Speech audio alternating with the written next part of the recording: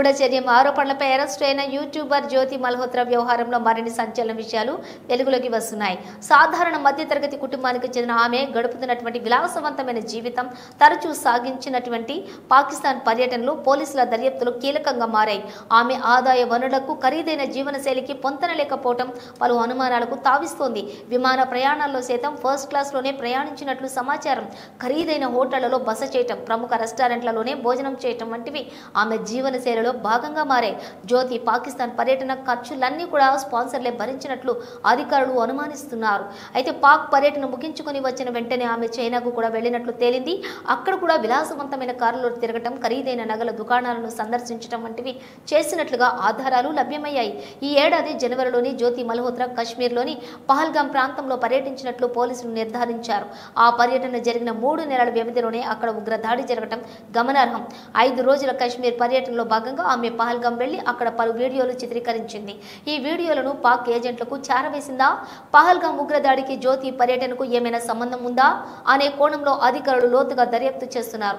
ప్రస్తుతం ఆమె ఇన్స్టాగ్రామ్ ఖాతాను కూడా నిలిపివేశారు. జ్యోతికి చెందిన సెల్ ఫోన్లు, ల్యాప్టాప్లను కూడా స్వాధీనం చేసుకున్నారు. తర్వాత పలు అనుమానాస్పద అంశాలు కూడా వెలుగు చూశాయని పోలీసులు తెలిపారు. ఆపరేషన్ సింధూర్ సమయంలోనూ జ్యోతి ఢిల్లీలోని పాక్ ఎంబసీ అధికారి డోరిస్తో సంప్రదింపులు జరిపినట్లుగా గుర్తించారు. అయితే దానితో ఆమెకు సన్నిహిత సంబంధాలు ఉన్నాయని భావిస్తున్నారు. పహల్గాం ఉగ్రదాడి జరిగినటువంటి 2 రోజుల తర్వాత ఏప్రిల్ 24 ఢిల్లీలోని పాక్ ఎంబసీకి గడ్డంతో ఉన్నటువంటి ఒక వ్యక్తి కేక్ తీసుకువస్తున్నటువంటి వీడియో సామాజిక మాధ్యమాల్లో వైరల్ అయింది. అక్కడున్న విలేకరులు ఎందుకు వచ్చావు, ఎందుకోసమని ఈ కేక్ అని ప్రశ్నించగా ఆ వ్యక్తికి సమాధానం చెప్పకుండా వేగంగా లోపలికి వెళ్ళిపోయాడు. ఇక ఈ గడ్డం వ్యక్తితో జ్యోతి మల్హోత్రా దిగిన ఫోటో కూడా సోషల్ మీడియాలో చక్కర్లు కొడుతోంది.